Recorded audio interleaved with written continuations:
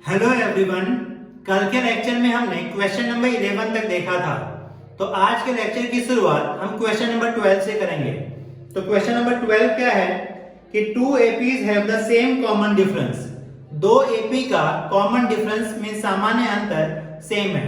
वो दो एपी की शुरुआत कहां से होती है, मींस फर्स्ट टर्म क्या है, लास्ट टर्म क्या है, वो सब हमें नहीं पता। लेकिन क्वेश्चन में ये बोला है कि दोनों के बीच का कॉमन डिफरेंस क्या है, सेम है। The difference between their 100th term is 100 और दोनों का 100 टर्म का जो डिफरेंस है मींस पहले वाले एपी का और दूसरे वाले एपी का जो 100 टर्म का जो डिफरेंस है वो कितना है, 100 है। तो 1000 टर्म का जो डिफरेंस होगा वो कितना होगा, वो आपको फाइंड करना है। तो देखिए यहाँ पे कुछ भी दिया नहीं है। तो सबसे पहले जब क्वेश्चन की शुरुआत होगी मींस क्वेश्चन नंबर 12, तो सबसे पहले आपको मानना पड़ेगा। तो आपको लिखना पड़ेगा कि माना कि या लेट, तो मैं हिंदी में लिख देता हूं, इंग्लिश में मैं बोल दूंगा। माना कि ए और डी, आपके पास कितने बोला है, दो सीरीज। तो ए और डी क्रमशः प्रथम पद और सामान्य अंतर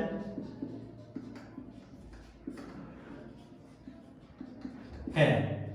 और ये किसके लिए मैंने माना है, तो प्रथम सीरीज के लिए मींस प्रथम एपी के लिए।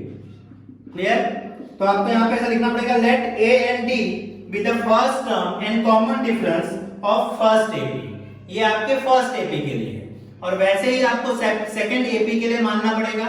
तो माना कि और डी। अब यहां पे ध्यान देने वाली बात यह है कि देखिए मैंने प्रथम पद दोनों का अलग अलग माना है, लेकिन सामान्य अंतर जो कॉमन डिफरेंस है वो सेम है, क्योंकि क्वेश्चन में ही बोला है कि दोनों एपी का जो कॉमन डिफरेंस है वो क्या है, सेम है। लेकिन हमें प्रथम पद के बारे में कुछ भी नहीं बोला है, तो हमें वो दोनों सेम नहीं मानना होगा, वो अलग अलग लेना पड़ेगा। क्रमशः प्रथम पद और सामान्य अंतर है। और ये किसके लिए है, सेकंड एपी के लिए। So let a and d be the first term and common difference of second AP. Clear. तो दोनों एपी के लिए आपने ये कंडीशन मान ली। अब क्वेश्चन में क्या बोला है कि दोनों एपी का जो 100 टर्म है उनका जो डिफरेंस है वो क्या है, 100 है। तो T100 of second AP minus T100 of first AP equal to 100। Clear. First AP का 100 टर्म और सेकेंड एपी का 100 टर्म का जो डिफरेंस है वो कितना है, आपका 100 है। क्लियर। ये क्वेश्चन में बोला है। तो सेकेंड एपी के लिए फर्स्ट टर्म क्या है, a।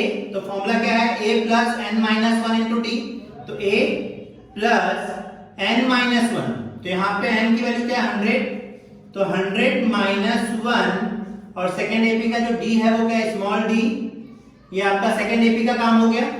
माइनस फर्स्ट एपी की बात करें तो फर्स्ट एपी का फर्स्ट टर्म क्या है, a। तो a plus 100 minus 1 small d equal to 100। अब इसको सॉल्व करेंगे तो a plus 99d minus a plus और minus minus 100 minus 1 99d equal to आपका क्या, 100। तो प्लस 99d से माइनस 99d कैंसिल हो जाएगा। तो a minus a equal to 100। ये आपका इक्वेशन नंबर क्या बन गया, 1। क्लियर। मींस आपके पास जो पहली शर्त थी मींस जो फर्स्ट कंडीशन क्वेश्चन में दी गई थी वो क्वेश्चन पर से आपने एक इक्वेशन बनाया। अब आपको फाइंड क्या करना था, दोनों के 1000 टर्म का डिफरेंस। तो फिर से लिखना पड़ेगा T1000 of second AP minus T1000 of first AP। Clear, ये आपको फाइंड करना है, इसकी वैल्यू दी नहीं है। क्लियर, तो t1000 ऑफ सेकेंड एपी, तो फॉर्मूला लगाएंगे तो क्या हो जाएगा a plus 1000 minus 1 d। Clear, same इसकी तरह, लेकिन यहाँ पे अपन ने 100 माइनस 1 किया है, उसकी जगह पे हम यहाँ पे क्या करेंगे 1000 minus 1 minus a plus 1000 minus 1 d। तो इसको सॉल्व करते हैं, तो a plus 999d minus a minus 999d। Clear, minus की वजह से सिंबल चेंज होगा, इससे ये कैंसिल हो जाएगा। तो अब यहां पे क्या बचेगा a माइनस a, और a माइनस a की वैल्यू क्या है 100, तो यहां पे 100। अब लिख देंगे यहां पे, कहां से आया, तो फ्रॉम इक्वेशन 1, समीकरण 1 से। तो ये था आपका क्वेश्चन नंबर 12। तो क्वेश्चन नंबर 12 में यही पूछा था कि दोनों एपी का 1000 टर्म का जो डिफरेंस है वो क्या होगा। तो दोनों टर्म के जो 1000 टर्म का जो डिफरेंस होगा वो क्या होगा 100 होगा। क्लियर, तो नेक्स्ट हम क्वेश्चन नंबर 13 की तरफ जाते हैं।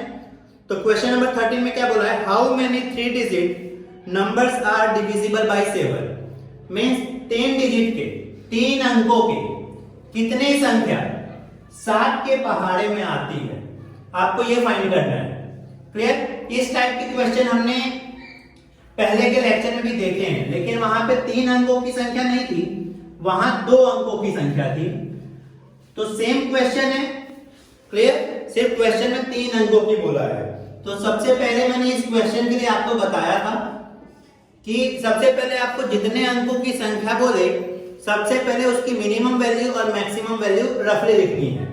क्लियर, तो अगर रफली एक बात करें तो 3 अंकों की जो मिनिमम वैल्यू होती है वो क्या होती है 100। क्लियर, और मैक्सिमम कितनी होती है 999। क्लियर, ये आपकी मिनिमम और मैक्सिमम होती है।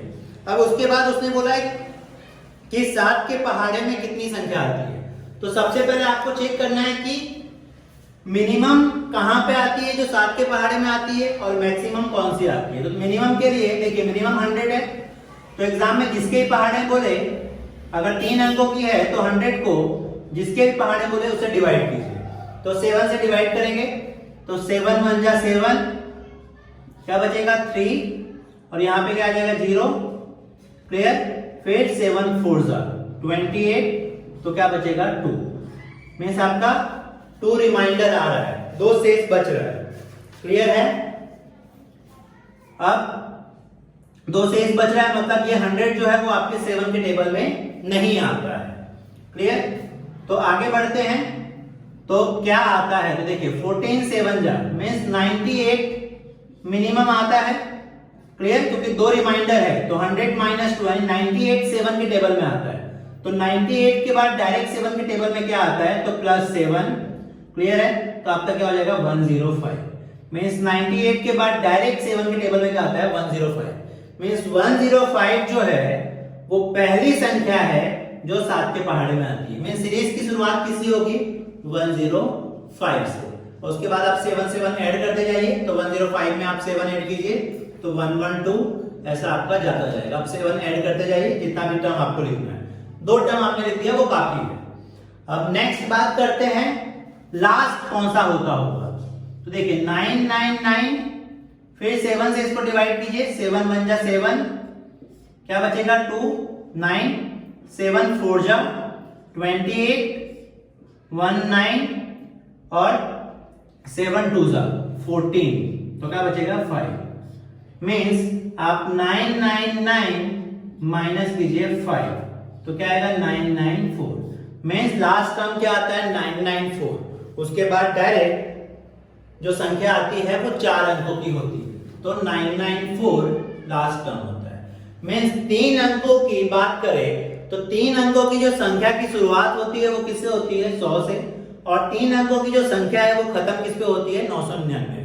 लेकिन यहाँ पे 7 के पहाड़े की बात की गई है, तो 7 के पहाड़े में 3 अंकों की शुरुआत किससे होती है 105 से, और 3 अंकों का लास्ट टर्म क्या होता है 994।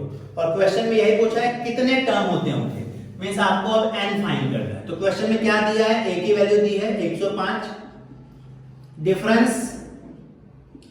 A2 माइनस A1, ये तो आपको वैसे ही पता है कि 7 आएगा क्योंकि हम 7 के पहाड़े की बात कर रहे हैं। तो 112 माइनस 105 तो 7 और n आपको फाइंड करना है तो कितने टर्म है और an की वैल्यू दी गई है 994। क्लियर? तो हम an का फॉर्मूला लगाएंगे तो an equal to a plus n minus 1 into d. अब an की वैल्यू क्या है 994 इक्वल टू a की वैल्यू क्या है 105 प्लस n माइनस 1 और डिफरेंस की वैल्यू क्या है 7। सो 994 इक्वल टू 105 प्लस 7 का n से मल्टीप्लाई करेंगे 7n माइनस 7। तो 994 इक्वल टू 105 में से आपका 7 जाएगा तो क्या बचेगा 98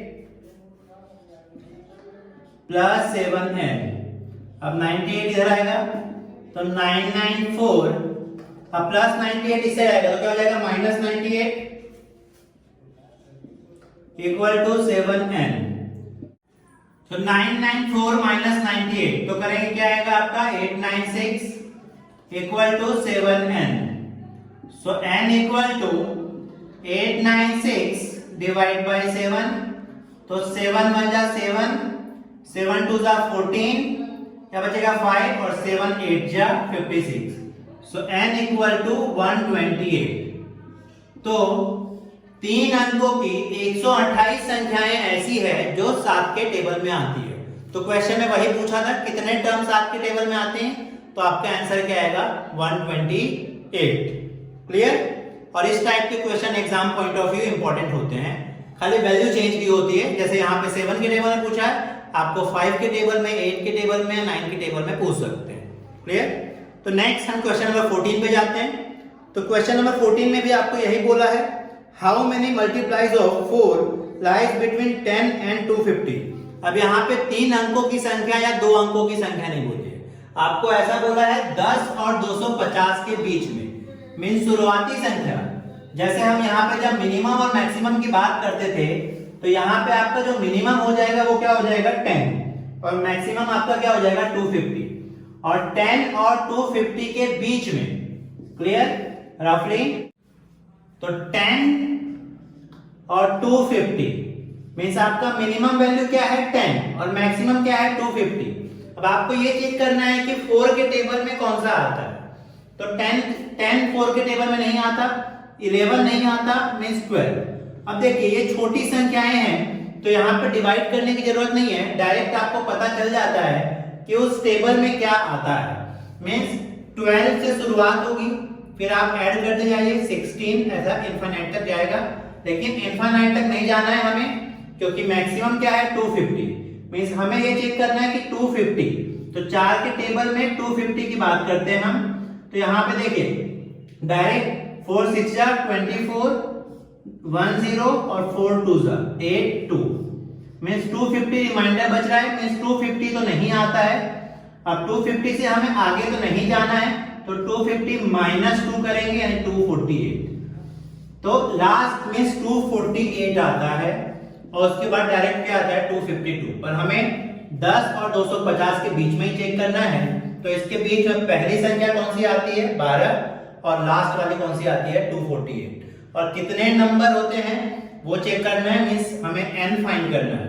देखिए a की वैल्यू आपकी क्या हो जाएगी 12, डिफरेंस a2 माइनस a1 तो 16 माइनस 12 4, n आपको फाइंड करना है और n की वैल्यू क्या हो जाएगी 248।